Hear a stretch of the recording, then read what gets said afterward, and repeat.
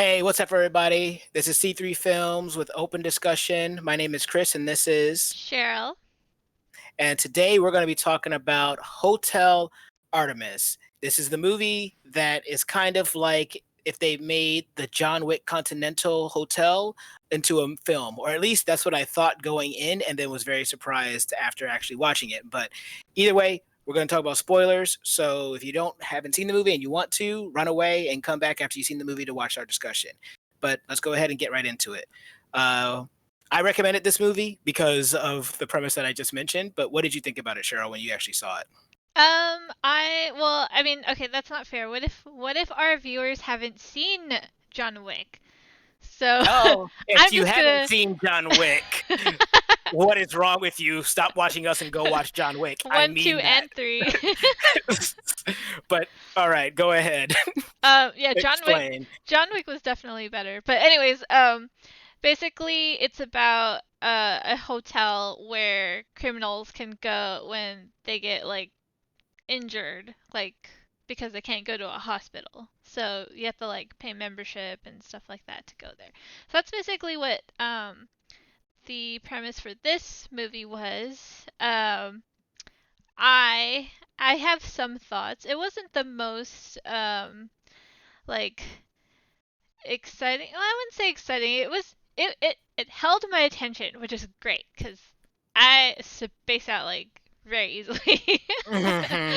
Mm-hmm. It wasn't a bad movie, but it wasn't like particularly that like I'm gonna go around telling everyone that they need to see it.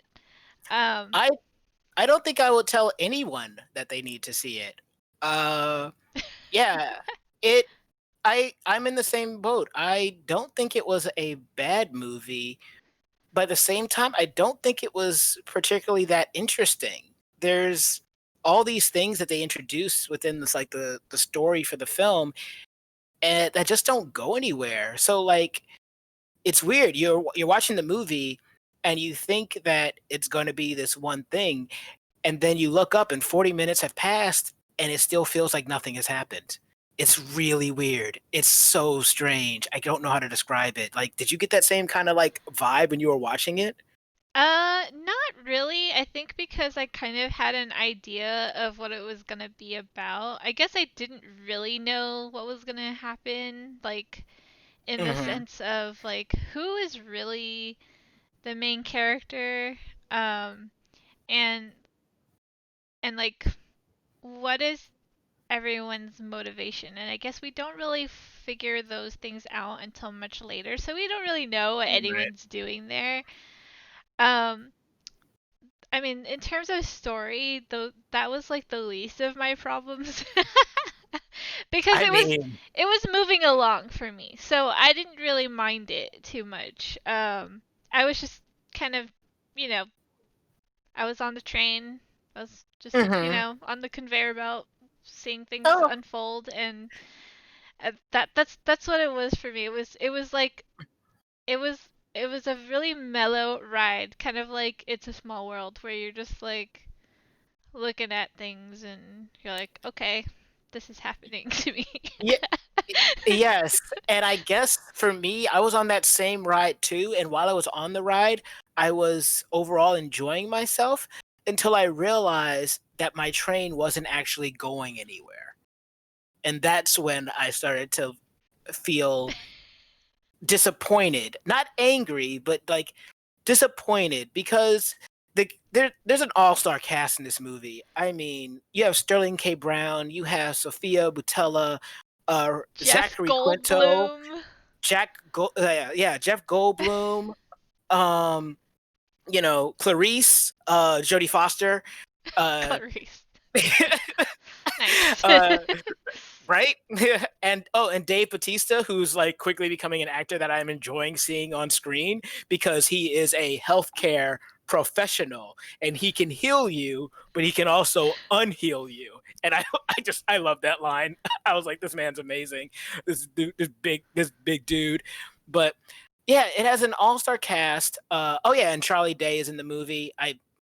I go back and forth on Charlie Day because he always plays like this like manic character, but overall I like him in Always Sunny in Philadelphia. But point is, it has a good cast, and it's really carried through on like this strong cast and their acting. The problem for me comes from there are three major elements that are introduced in the movie. At the beginning of the movie, they steal a pen which functions like a safe that has this very rare gold element or something It's like a inside it. diamond. A special Yeah, diamond. right. And so when that happens at the beginning of the movie, you are led to believe that that's going to be important because like maybe the people will know that these guys stole this thing and they're at the hotel and now they're coming after them and need to get into the hotel, but the hotel has rules so they can't go after them. You think that that's going to be what like the movie's about, but no, the person doesn't even find out that he stole the thing until the end of the movie when he actually pulls it out and says, "Hey, I stole this." So that's a plot element that really has no bearing on the rest of the story. Then you have the whole thing with the cop being brought in, and you think, "Oh, this is going to be a conflict in the movie." But then nobody on the villain side finds out the cop is there at the same time that the Wolf's Bane or whatever his name was, like Jeff Goldblum's Wolf character, King? yeah, the Wolf King. Like you think that that's going to cause some conflict because there's a cop here, but the only person that finds out is Sterling K. Brown's character, and he's kind of like, it's cool. And then they take her right out, and there's no issue. So so that's another plot point that goes nowhere. And then by the end of the movie, when the Wolf King is killed and these guys break in, they start trying to kill everybody inside. But the people that they're trying to kill inside, these criminals have no way of knowing how Jeff Goldblum died. No one was in the room to see Sofia Boutella kill him. And even when he's getting wheeled away, like at the beginning, when Jeff Goldblum's talking to his son, Zachary Quino, it seems like Zachary Quino is ready for his father to maybe die because his father is hurt. So when the power goes out and his father dies, it makes no sense that they just come in guns blazing and trying to kill everyone in the hotel because they don't actually know that their father was murdered. So I don't know. These are all things that just kind of bothered me with the story. Even though I like the characters and I like the actors, but yeah. What were you gonna say? I mean, the first thing I wrote down was that I can't believe that they would have the nerve to put coffee, like cups of coffee, on a pool table. Who does that? I'm not kidding. I'm not joking. That's the first thing I wrote down. For those of you who don't know. Thank you. Go ahead. Say what you got to say. I am, or at least, pre-pandemic, was a avid pool player, and I have respect for the table, and you'd never put a drink on the table. That is a big no-no. This movie, they need to do their research. Like, I can't even. And neither can you.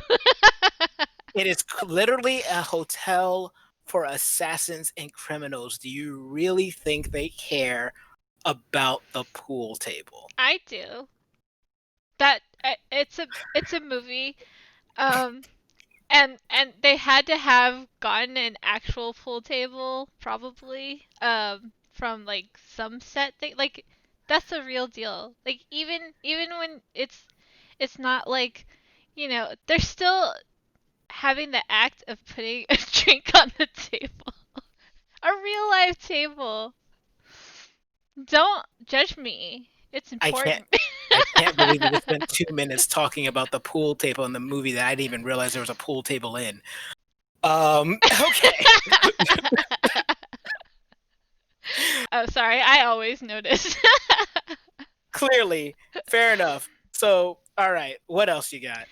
I thought it was like the whole beginning. I actually kind of forgot until like later on because they don't really pay too much attention to like the writing outside because that's kind of like a Just the backdrop. yeah, exactly.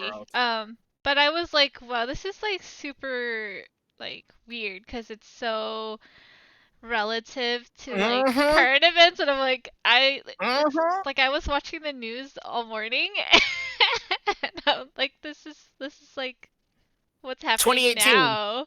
That was Yeah, 2018. That movie right. was made. With all the rioting and stuff, so that threw me in for a bit. I think that stressed me out a little bit because I was like, I can't watch this. I was just watching this.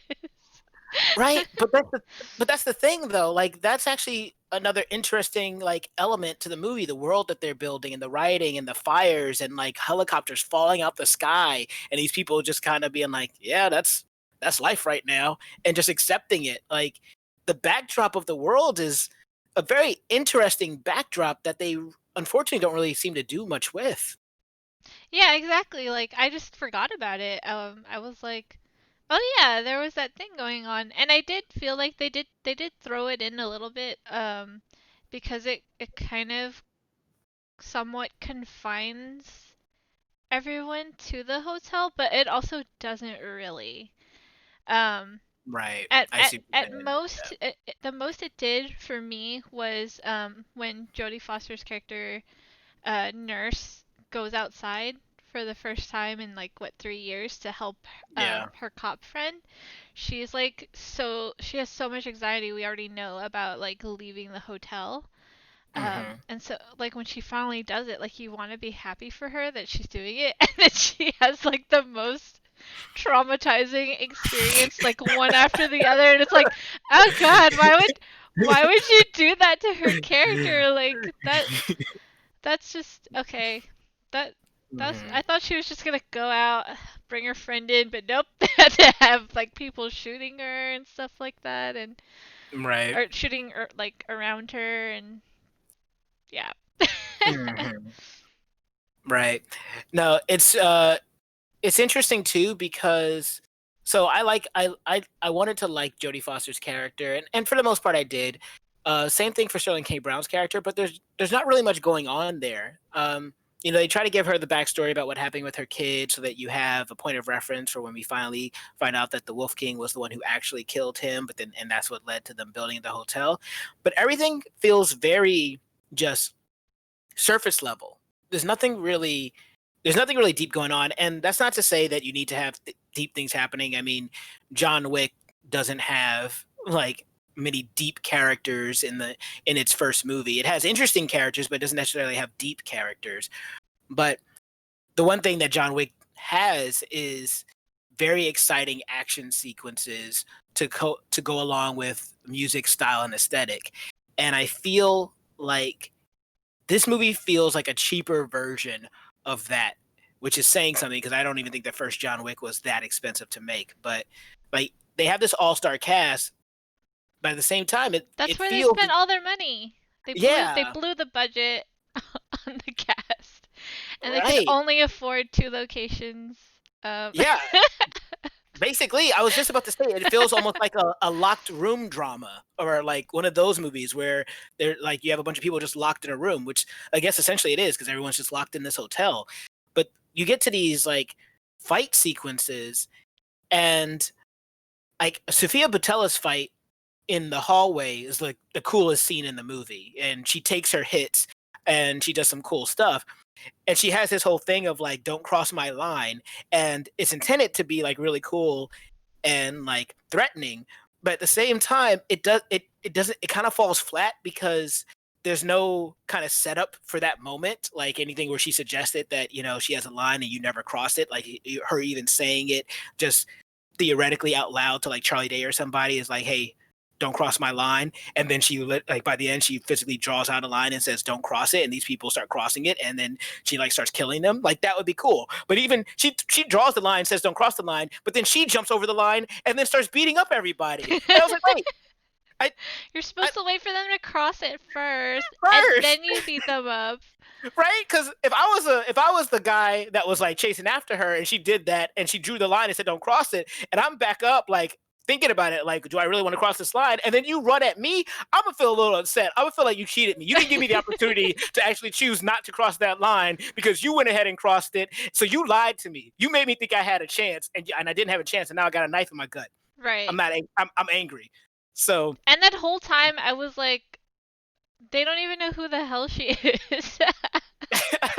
She's just some lady there. Right? No, exactly. That's the thing. They don't know that she killed him. They don't know that she killed the guy. No one was there to see her do it. So why are they trying to kill her? She's just some woman. Right? And when like I was paying attention to the wider shot when they're on the other side of the wall, like the Mm-hmm. same amount of guys are there. So like it's like these people just manifested from nowhere just so she could fight them. And like Right. they weren't even walking through the hole that they made in the wide shot. So I'm like, where are they coming from? And why are there like still a whole bunch of guys in there? I mean, I get it. Yeah. It's like for the action and stuff, but like they could make it a little bit more sense there. Yeah, there's a couple of things, and and Sterling K. Brown had his like story where he and Sophia Boutell's character like they had a thing, and it seemed like it was an on again, off again thing. But I kind of liked their dynamic when they were in the rooms together, like how they acted alongside each other. Like that was really cool. And Sterling K. Brown's character, he had something with his brother where he'd always try to make his choice in his life, but then his brother would be the reason why he couldn't do a thing or whatnot. And so his progression for his character was intended to go along the lines of once his brother dies, then he's free. And so, like I said, they have like these kind of the bare minimum that they would be required to have to call a character, but it's not much. It's paper thin. The scene I liked the most in the movie was when Sophia Boutella is about to kill Jeff Goldblum, and Jeff Goldblum starts pleading for his life, and she turns her eye away. And it's important because her job is to basically, she has a recording in her eye, or she has a camera in her eye that will record the murder so that the person that hired her could rewatch it over and over again. But when he starts begging, she turns her face away from him so the people can't see, and then she leans in and whispers to him, "Hey, they paid for your death. Don't give them your dignity for free." So as to say, you are going to die because this is my job, but don't give them any more than your death. And from that moment, he says, "All right, send me upriver," and then she kills him. I was like, I like that scene. That was cool to me, but that That was was it. very little in the whole movie. Right. And it also like it felt a little bit too easy too, because she like everything went according Oh to yeah, plan. right. Nothing messed up. She Right. sent the power out and was able to walk right down there, jump on him, and then slit his throat. Yeah, you're right. Except for she accidentally killed Waikiki's brother, That was Honolulu. his name. Waikiki. That's right. They had their names were based off. That's right. Her name was Of their Niece. Uh, sweet names. their sweet names. Right. Right. Which also can be kind of interesting. Except then it get confusing if I'm used to getting the Waikiki room and I come back and I'm Niece today. Exactly. And like when they first see each other, when he walks into that room when they had the coffee on the pool table, um Mhm. I still don't know how you didn't catch that. But Ah, he just like I think it was I think her character was the one that called her or called him Waikiki. And I was like, mhm. they didn't see each other prior to this. Dad, how did she How know? does she know that that was him in that room and that's what his code name was and stuff? So just I was like, I don't want to talk about this. It's too complicated. It's too complicated why that happened. How did I don't want to ask that question because I know there is no answer. Right. Yeah. And I forget who the writer for this film was, but the writer for this film has done other films that like I actually have liked. I need to look back, and I'll look back off at it later. Um, but the writing for this did not seem this. It didn't seem great to me. It's it and it didn't help that. And this is my own expectation, so I'll give it that. But it didn't help that I came into this movie with this idea that, oh, this is going to be kind of like a similar thing to the Continental and John Wick, and so I think that universe is way more interesting in a movie, and they're doing a television series based on that like concept, but I was thinking, oh, a movie based on that concept would be amazing. And like, I understand this isn't the John Wick world, but let me go ahead and watch and see. And it just didn't feel like it was done nearly with as much intrigue involved. Um, I'm glad that the nurse, Dave Bautista's nurse, like lived at the end. I'm happy that basically all of our main characters lived at the end. But by the end of the movie, I was thinking to myself that I don't really need to recommend this to anyone. I It's mean, not bad, but it's not great. I was uh I was surprised or at least caught off guard when Waikiki got shot. Hmm. And I was like, okay, cool. And then it comes back and I'm like, yeah, this sucks. I mean, I was upset because I was like, why do you have to kill the brown guy? I mean, but there were a couple of brown people. Sophia Patel is also brown, so there's like they got a couple of Yeah. brown people in this movie. So, well, by a couple I mean 3. I mean, it was a good solid diverse cast. And I Mhm. did kind of find it funny that I forget the character's name. But basically the white guy, and he was when he was like trying to kill Sophia, he was like, Oh, that the Charlie Day's character. yeah. Yeah, I forget his room, but yeah. He was like, "You think you're more superior than me?" And I was just like, "Oh my Uh, god." Okay, this is good writing. I'm not gonna talk about why. Just use your imagination. Um, Oh man. Yes. but yeah, that was great. I really enjoyed that scene. That was to me was the best scene in the movie. Gotcha. So, in other words, there are scenes that we liked, and but overall, like the movie's just okay. I mean, that's my take of what you were just saying. But I guess let's get like if there's nothing else that you really want to say, like I feel like we should move to start to close this out. But in general, like how would you like? Would you recommend the movie? How did you overall feel about it by the end? It was all right.